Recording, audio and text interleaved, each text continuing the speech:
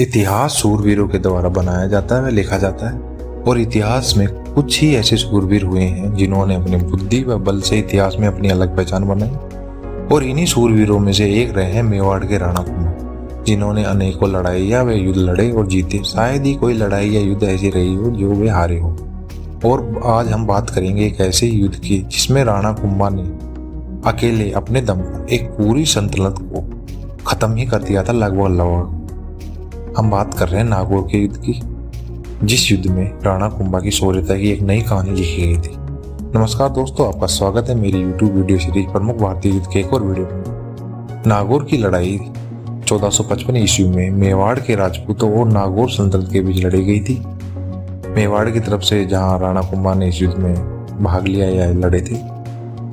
अब बात करते हैं इस युद्ध की पृष्ठभूमि की। तो पहले पृष्ठभूमि समझने से पहले थोड़ा बहुत समझते हैं नागौर के इतिहास को। तो जो नागौर का नाम नागौर था वो पड़ा था प्रसिद्ध सूफी संत ख्वाजा मोइनुद्दीन चिश्ती के शिष्य शेख हमीनुद्दीन नागौरी के नाम पे, जो यहाँ पे सूफी मत का प्रचार प्रसार करने आए थे और यहीं रह गए थे। भारत में तुर्कों के आगमन के साथ ही जो नागौर था वो दिल्ली सल्तनत के अधीन था।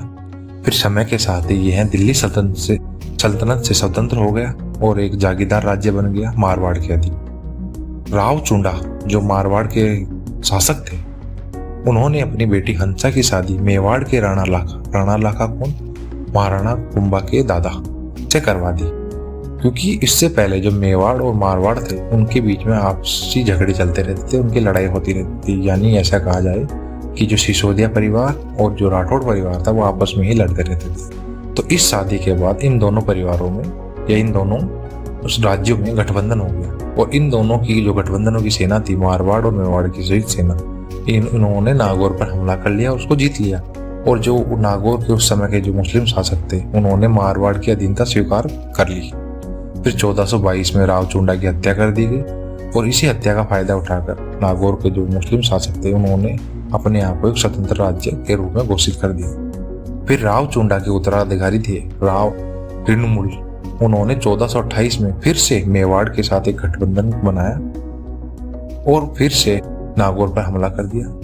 उस समय नागौर का जो सुल्तान था वो था फिरोज खान, और इस हमले में या इस युद्ध में फिरोज खान मारा गया। और फिरोज खान के बाद उसका उत्तराधिकारी कियाम खान नागौर का सुल्तान बनता है, और सुल्तान बनने के बाद वह मेवाड़ की अधीनता स्वीकार करने के लिए मजबूर हो जाता है। फिर 1438 ईस्वी में मेवाड़ और मारवाड़ के बीच संघर्ष शुरू हो गया, यानी सिसोदिया और राठौड़ों के बीच में लड़ाई शुरू हो गई। और इसी लड़ाई में मेवाड़ के राणा चुंडा ने मारवाड़ के राव ऋणमुल को मार डाला, और दोनों राजपूत कुलों की लड़ाई का फायदा उठाकर कियाम खान ने नागौर को फिर से एक स्वतंत्र राज्य के रूप में घोषित कर दिया। अब बात करते हैं इस युद्ध की।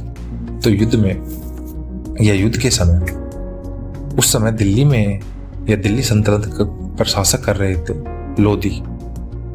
तब नागौर का जो सुल्तान था कियाम खान, उसकी मौत हो जाती है लगभग 1455 ईस्वी के आसपास। और इस मौत के बाद उसका जो बड़ा बेटा था शम्स खान, वो नागौर के सिंहासन में बैठता है। लेकिन उसका जो छोटा भाई होता है या शम्स खान का जो छोटा बेटा होता है मुजाहिदीन खान, वो शम्स खान को गद्दी से उतार देता है। और गद्दी से उतारने के बाद शम्स खान भाग के अपने पड़ोसी राज्य मेवाड़ में जाता है, और मेवाड़ के उस समय के शासक थे राणा कुंभा से शम्स खान मदद की मांग करता है, और राणा कुंभा मदद के लिए हमें भर देते हैं, क्योंकि राणा कुंभा के भी कुछ प्लान्स थे नागौर को लेके कि वो नागौर को जीतना चाहते थे। और उन्होंने कुछ शर्तें रखी शम्स खान के सामने। शर्तें क्या थी? पहली शर्त जो सबसे मेन शर्त थी वो ये थी कि वो शम्स खान को नागौर की गद्दी पर बैठा देंगे, पर उसके बदले जो नागौर का किला है उसकी किलेबंदी को ध्वस्त करना होगा। और दूसरी शर्त ये थी कि राणा कुंभा की सर्वोच्चता को स्वीकार करना होगा।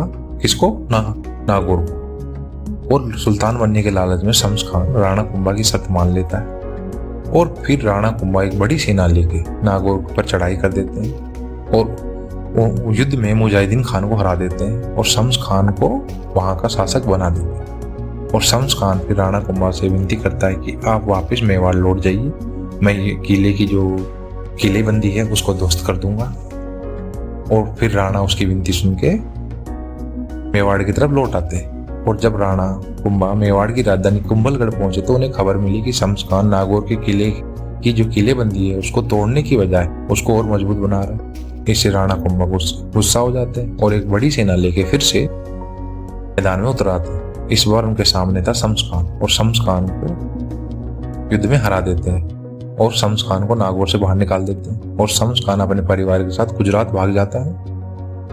फिर राणा कुंभा खुद किले पर कब्जा करके जो नागौर के किले की जो किलेबंदी है उसको तोड़वा देते हैं और एक अपने हिसाब से किले का डिजाइन बनवाते हैं और उस किले में से नागौर के किले में से दरवाजे और एक हनुमान जी की छवि की मूर्ति ले आते हैं कुंभलगढ़ के किले में। और जो हनुमान जी की जो मूर्ति थी उसको वो रखवाते हैं कुंभलगढ़ के मुख्य द्वार पर और उस द्वार का नाम बदल देते हैं हनुमान पोल।